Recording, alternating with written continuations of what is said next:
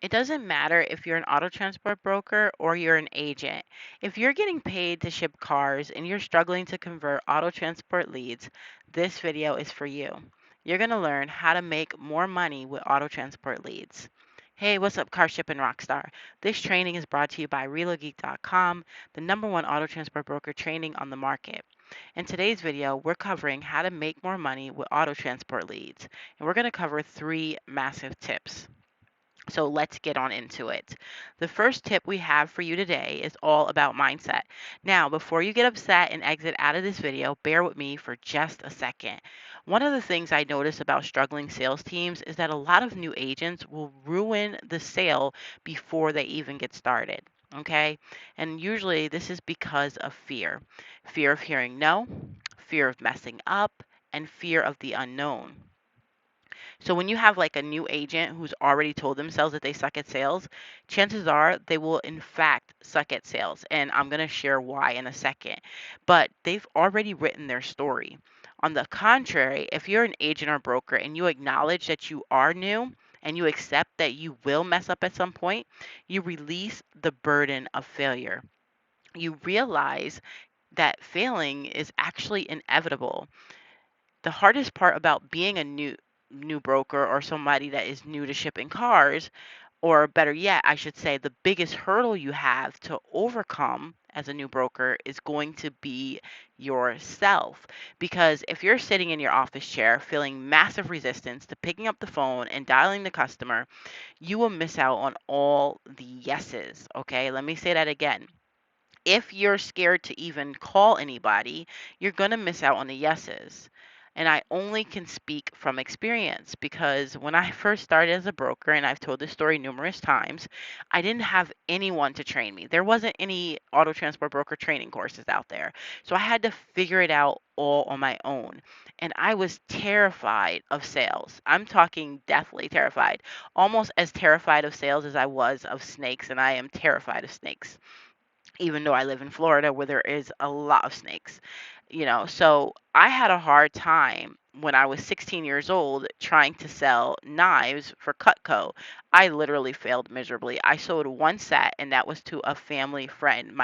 One of my friends in high school, her parents bought the knives, and it was a terrible presentation, and I sucked and I failed miserably.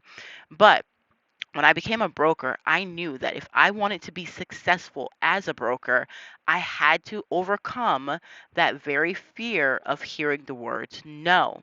And guess what?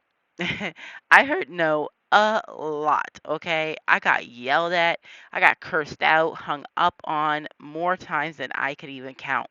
But what that teaches you is that hearing no is inevitable, and it's actually a good thing because hearing a hard no or a hard yes is definitive. That means that in a weird way, you've actually succeeded because in brokering or in sales, you want to get a definitive, either a hard yes or a hard no.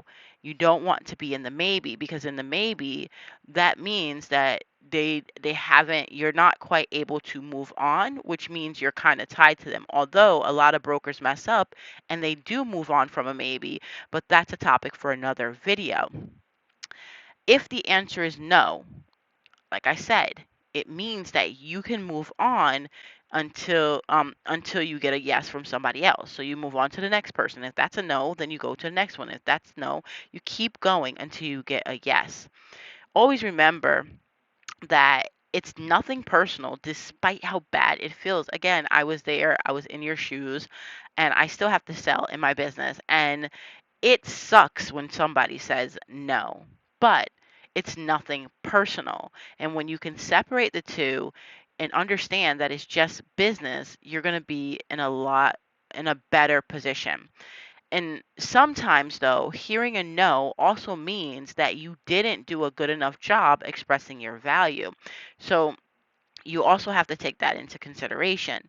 Sometimes a no is just because maybe you were too high in price. Maybe the person wasn't really ready to ship their car. It doesn't really matter.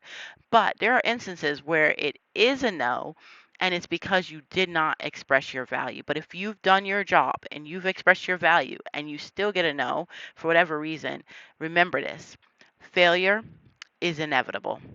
Hearing no's are inevitable, and you will mess up. So embrace that and keep going, because if you don't, you won't make money. And if you do, either you'll hear no or you'll hear yes. And guess what, my friend? Yes means more money. All right. So, tip number 2, stop talking and start listening. Oh, I love this one. So many well meaning auto transport broker and agents spend so much time pushing for the sale. Sometimes they push too much and can actually talk the auto transport lead out of the sale. Here's the thing, my friend. I am very guilty of this. As a person that absolutely loves to talk, even though sometimes I can come across as very introverted, I absolutely love to talk. And you put me on the phone talking to a customer, I get in the moment and I just don't shut up. And I have to catch myself. Even in all the years I have been in business, outside of just brokering and general business, I have been in business for a very long time. I've been an entrepreneur for a very long time. And to this day, I still find myself talking way too much. And so that's why I created what I call the art of unselling, because it's truly an art, but it's not something you have to be an expert in. Like, it's not like, oh my God, you got to be like this huge artist in it, in selling, in unselling, I should say. You don't. It's really simple. Stop talking and just listen. Like, really listen. If someone is telling you about their fears or telling you about a bad experience they had with another broker, shut up and listen. Don't cut them off. Don't think about what you're going to say next. Just sit still and truly listen. Why? Because people have a funny way of telling you exactly what they want. Let me say that again. People have a funny way of telling you exactly what they want. They have a way of communicating the very thing you need to mirror in order to get the sale. Sales actually isn't hard, especially when you know what someone desires or what they fear. Nothing that, it's not something that you conjured up in your own mind, okay? Not something you read online or in a book, but something you took away from the conversation you're actively having with them. And the only way to know that information is to actually listen.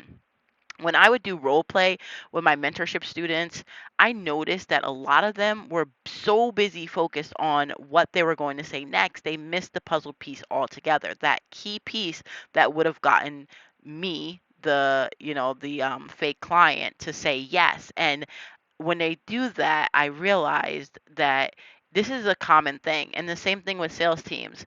Like, so many people are trying to think about what they're going to say next as the person is talking, that they're not actively listening. So they're hearing it. You're hearing what they're saying, but you're not actually listening. You're not grasping what they're saying. And so you're missing the little details, the little nuances that people are saying within their conversation that could essentially lead them to saying yes.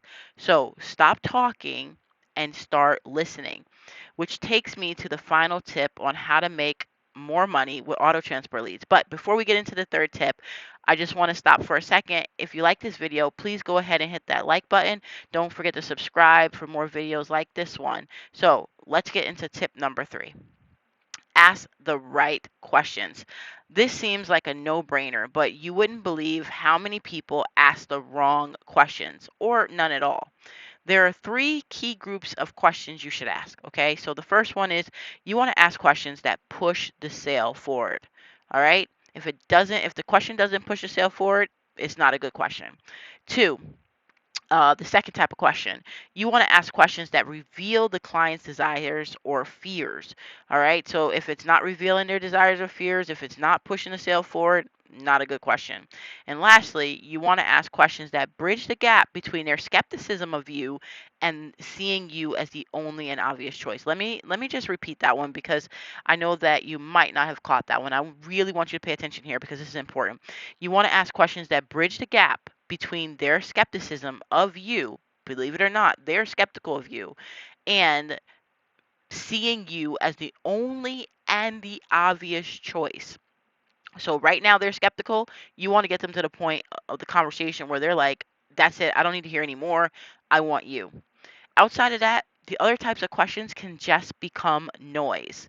And noise doesn't lead to more money. It leads to validation of one of their most deepest and darkest fears, which is you're a scammer and you're a sleazy salesman. And trust me, you do not want to be in that position. And also, let's not give them an easy out, right? Like if you're asking the wrong kind of questions and you're adding noise to the conversation, and now they're like, okay, I was skeptical, but now I've validated my skepticism, you're completely a scammer or you're a sleazy salesman. Like, that's an easy out. Like, that's an easy out. Why give them that? Instead, be intentional in how you approach these conversations, because when you can do that, making more money with auto transport leads become a lot easier, and in turn you'll be a lot happier, because who isn't happier when they make more money? So there you have it, how to make more money with auto transport leads. 3 massive tips that will change how you approach selling to leads. If you want to learn more and about selling or the art of unselling, if you want to learn how to run your auto transport broker business from the ground up, I invite you to check out the Ultimate Auto Transport Broker Training course. I'll leave the link in the description. So again, that's it for this video. If you like this video, give it a thumbs up. Don't forget to subscribe for more videos like this.